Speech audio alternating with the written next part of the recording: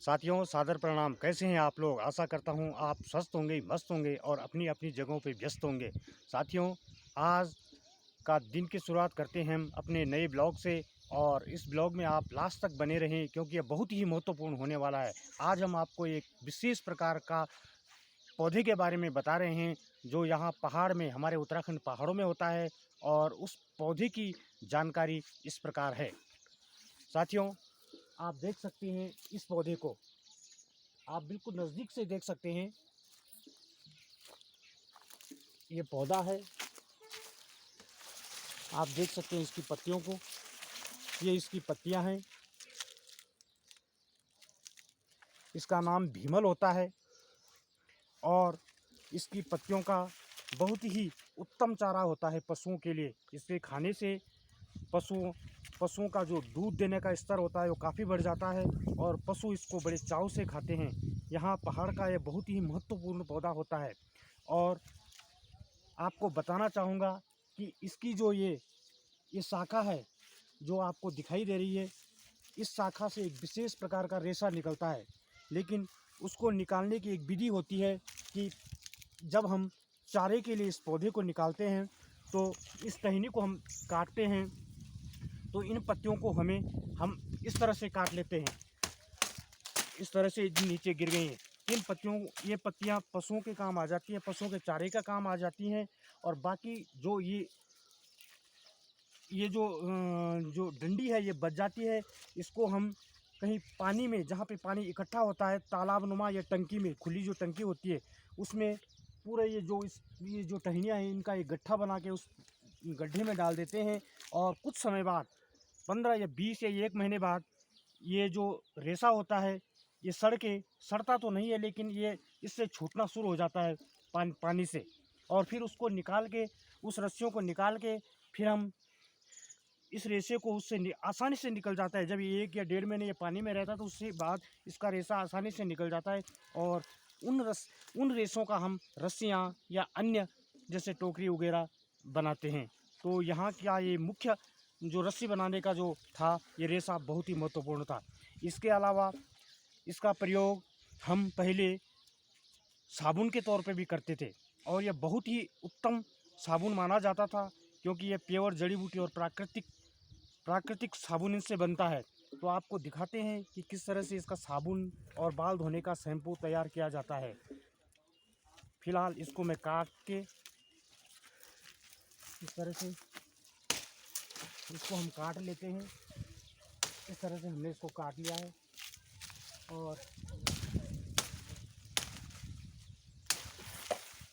इस तरह से हमने इसको काट लिया है। अब हम इसको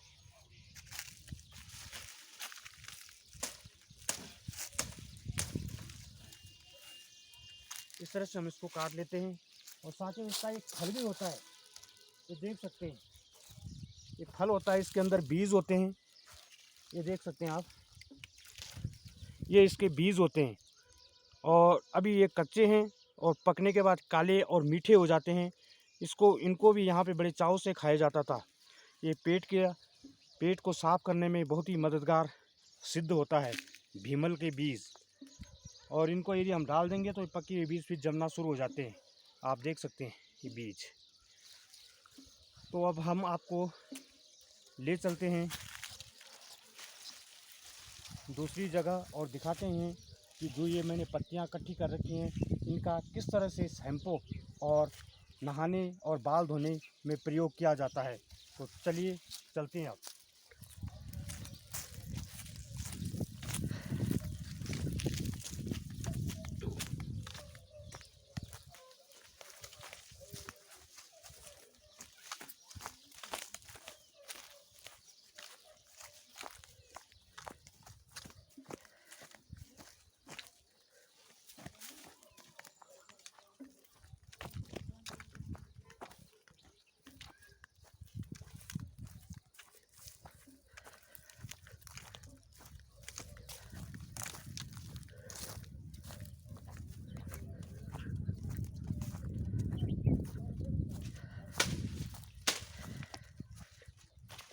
तो साथियों, इन टहनियों को इस तरह से हम अलग कर लेते हैं।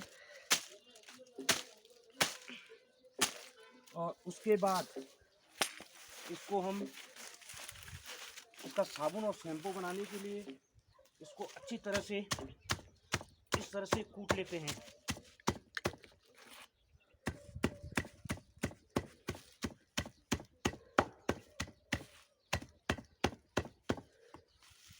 नज़दीक से आप देख लीजिए, इस तरह से इसको कूट लेते हैं। आप देख सकते हैं इस तरह से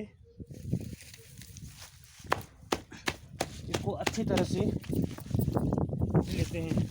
इसके जो रेशे होते हैं इस तरह से निकाल के, यदि आप से देख सकते हैं, ये बड़े आसानी से निकल जाते हैं। और फिर इनको किसी पत्थर से अच्छी तरह से कूट लेते हैं।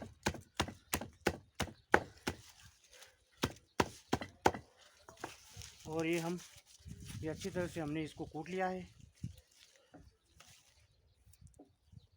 ये देख लीजिए, इसका रेशा ये बाहर आ गया है। ये देख सकते हैं आप, इस तरह से इन रेशों को हम अच्छी तरह से निकाल लेंगे।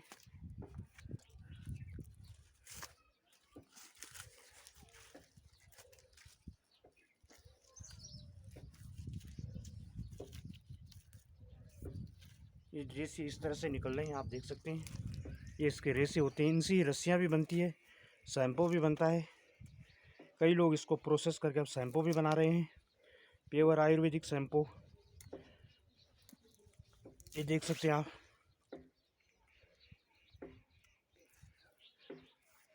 इस तरह से इसके रेसे हमने निकाल लिए हैं। और ये देख सकते हैं, ये पूरा रेशा निकल गया है इसका।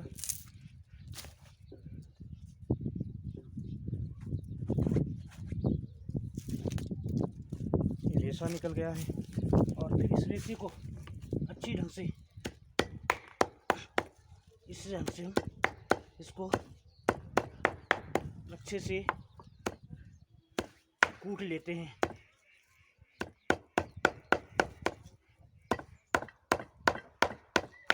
नज़दीक से आप देख लीजिए, इस तरह से हम इसको अच्छी तरह से कूट लेते हैं। और उसके बाद हम अब आपको दिखाएंगे आगे की क्या प्रोसेस होगी। चलिए,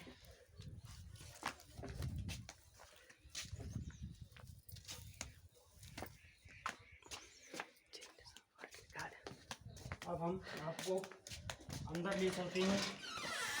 और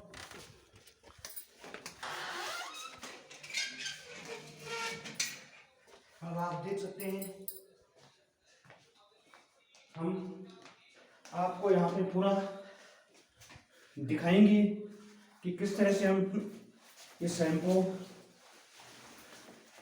आप देख सकते हैं, हम बाहर होकर आपको दिखा रहे हैं। यहाँ पे शैम्पू से ये बालों का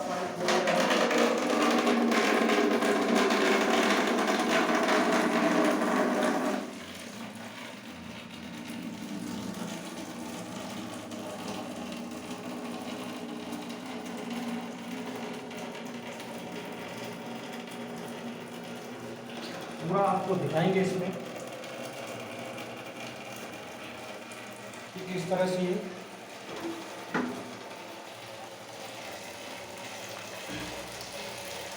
इसको अच्छी तरह से ऐसे भिगा देते हैं। आप देख सकते हैं, तो देख लीजिए आप, पूरा इसमें चिकनाहट है। और फिर ऐसे बालों को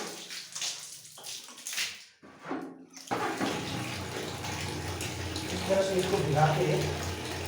फिर हम बालों को इस तरह से धोते हैं। अब आप देख सकते हैं,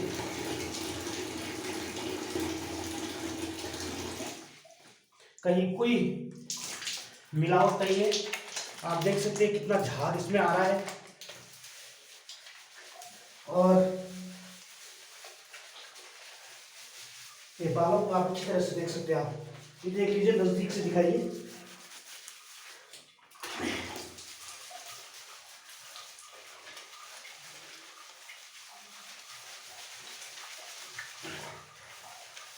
ये देखिए, ये है भीमल का शैम्पू। भीमल के रेशे से सीधा पेड़ से तोड़ के हमने किस तरह से बाल और नहाने में इसका प्रयोग किया जाता है।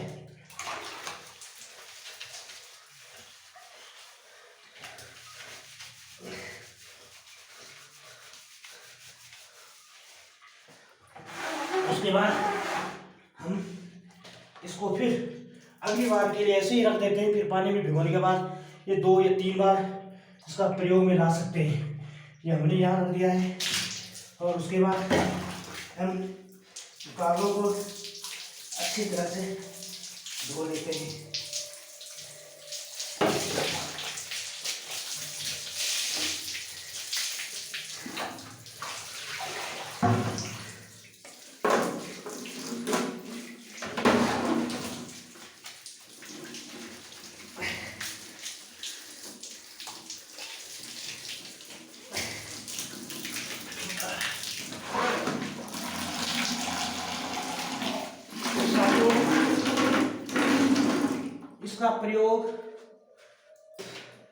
इसका प्रयोग कभी भी इसके प्रयोग करने से डैंड्रफ की शिकायत नहीं रहती है।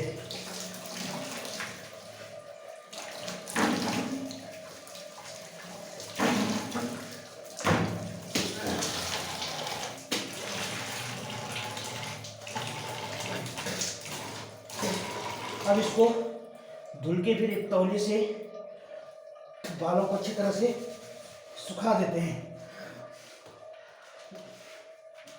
इसके अंदर बहुत चिकनाहट होती है, इसलिए ब्रश को अच्छी तरह से साफ करना होता है। नहीं तो किसी का पैर पड़ गया तो स्लिप होने का डर भी रहता है।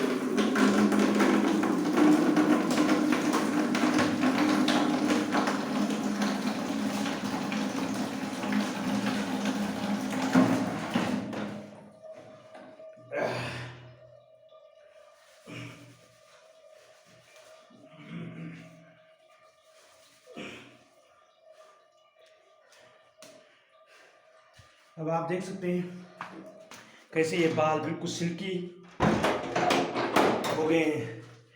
शायद बाजार के शैम्पू से इतने सिल्की नहीं हो पाते हैं, लेकिन ये नेचुरल जो भीमल का वो रेशे से तैयार किया हुआ शैम्पू है, उससे बाल बड़े कोमल और नम हो जाते हैं। आप देख सकते हैं। अब कंघी लगा के आपको दिखा देते हैं।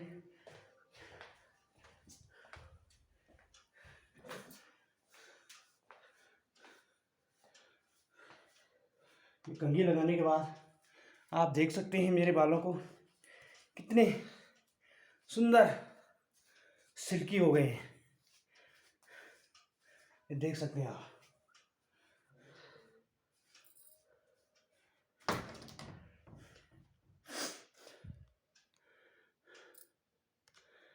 बालों को नज़दीक से आप देख सकते हैं। तो साथियों, आज का वीडियो कैसा लगा? मुझे पूरा आशा है कि आपको कुछ सीखने को मिला होगा।